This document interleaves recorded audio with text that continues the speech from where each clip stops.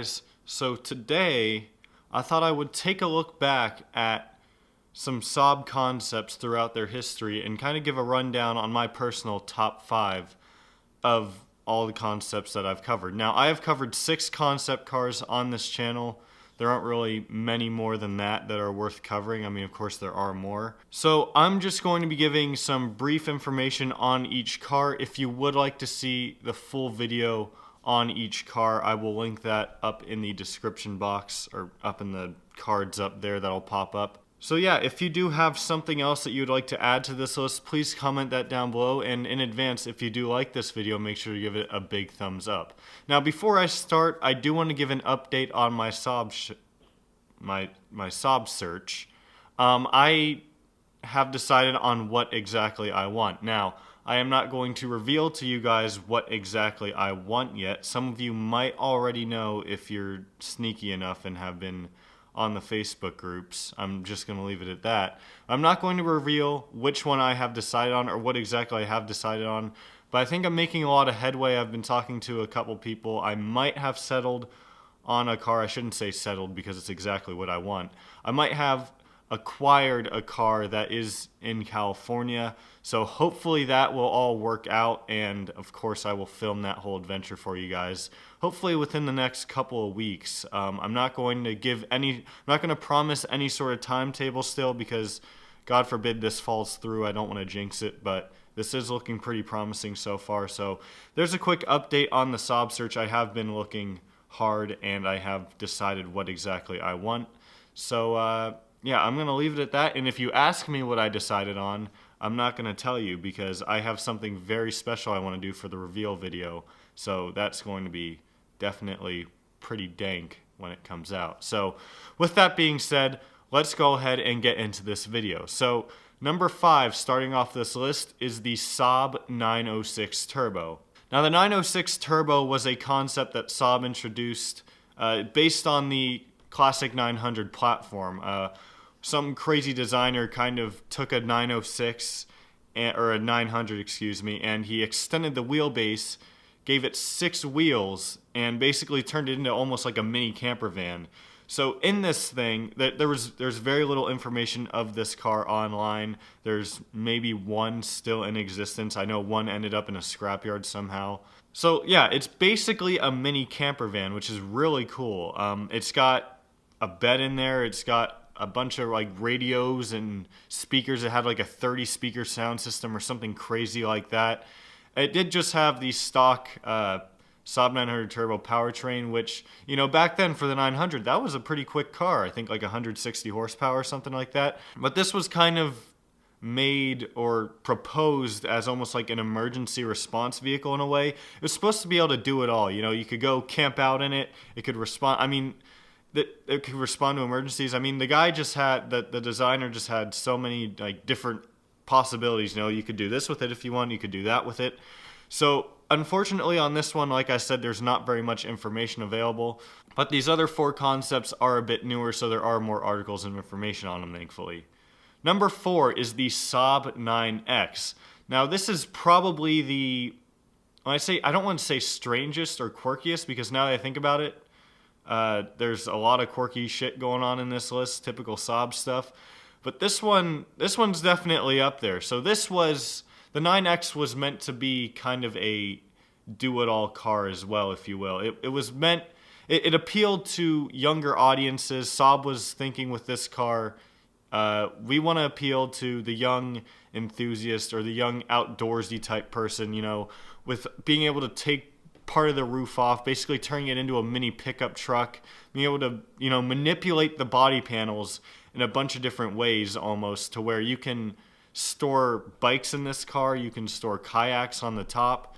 And this car, believe it or not, actually came extremely close to production. When I initially made my video on this car, I thought, man, they were actually really close to production. I remember some of the articles were saying they're expecting production a year from now, whatever, and you know, everyone was super confident that this thing's going to hit the road. And unfortunately, it never did, which is kind of sad, but I wonder what that would have turned out to be. So it was very futuristic inside. I'll just leave it at that, as you can see from the pictures. Again, if you guys want more information on what exactly is inside, all the cool features it has, go check out the full video. But under the hood, it had a 300 horsepower turbocharged V6. So that's pretty impressive. I mean, I think for a car that it's clearly a very small car, I think it's pretty quick. 0 to 60 was claimed in under 6 seconds, so I think it's a pretty good looking car pretty quick. It also had all-wheel drive. Number 3, the Saab Fenix concept. Now, when I saw this car and I did a video on it, in some ways I was a little harsh to it because there were certain aspects of this car that I just found hideous. Now, when I say certain aspects, the only thing I'm really referring to is the rear end and how it looks like an old Pontiac Firebird. But outside of that, this car it's an absolutely stunning concept, as most concepts are stunning. It had those wing-like things, it wasn't on the roofline, it was like above the window. I mean, you guys are going to be able to see from the pictures, and that actually helped provide some downforce instead of having a wing on the back. And I think that's really cool because, you know, it almost looks like airplane wings, kind of going back to Saab's heritage with making aircraft. So it debuted in 2011, so it was definitely one of Saab's last concept cars, and you can tell by how modern it still looks. Had great and insane technology on the inside, you know, as every concept claims to have. Now, interesting enough, when Saab built this concept, they didn't build it, you know, thinking they're going to put it into production. They built it to kind of show what they're going to be doing with the brand. And I'm not saying that they were going to be making absurd, crazy-looking supercars. It was more of the drivetrain. They just figured, why not put a cool-looking body on top of it?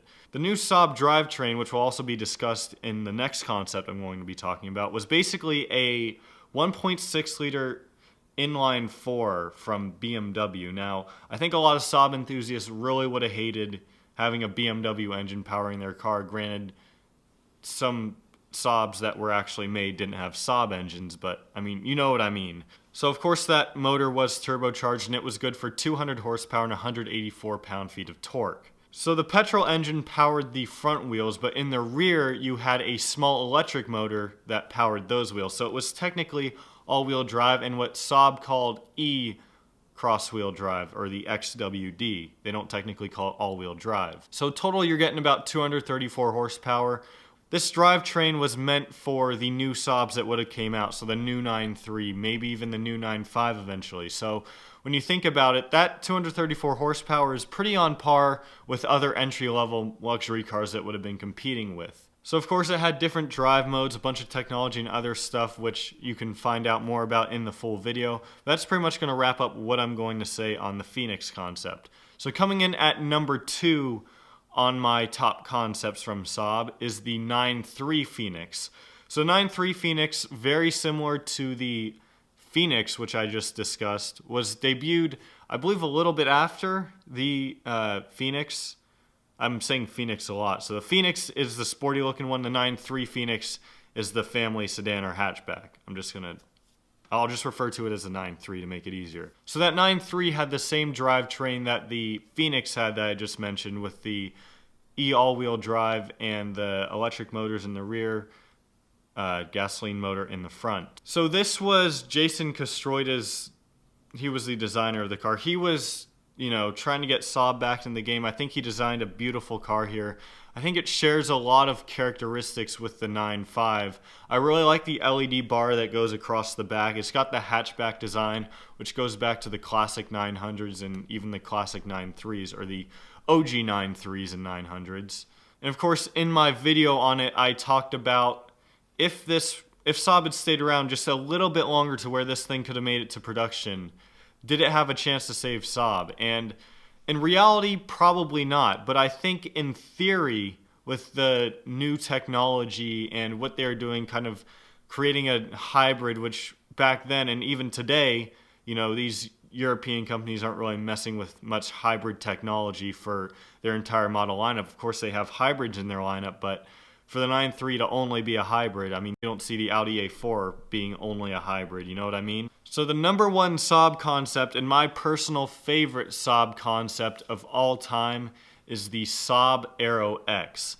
Now, this thing is just, it's just crazy. So it is powered by a 2.8 liter V6. Now, if that is the B284 out of the 9.3 Aero from that time, I'm not sure. It was rated to produce much more horsepower than the Aero 9.3, so they beefed it up, twin turbo.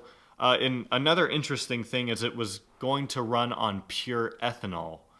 So with ethanol, of course, you can get more power. And the coolest party trick, I guess you could say, or the feature of this thing, is that it didn't have doors.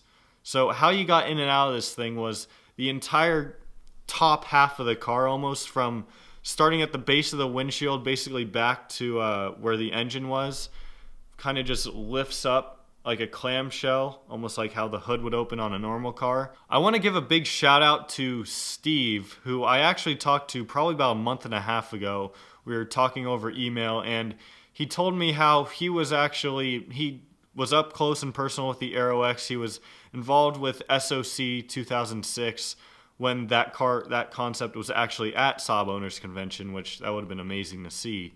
He gave me he got some great pictures of it, because unfortunately all the photos online are just stock photos. So some of these pictures you're seeing are from him. So I want to give some huge kudos to him for that. I mean, all the information that he shared with me was just incredible. Just hearing about the experience and getting to sit in that car. I mean, I'm jealous of you for that, Steve. But yeah, so there you have it, guys. The top 5 Saab concepts of all time. Of course, if you do want more information on these cars, feel free to check out the full video. But yeah, hopefully I will be getting in that new car sooner than I honestly anticipated. So stay tuned for updates, and as soon as something happens, of course, I'll probably be posting stuff on Instagram when it does happen versus before I post it on YouTube. So definitely make sure to follow me on Instagram at auto.autopsy. That's all I've got for you guys today. So thank you all so much for watching, and have a great day.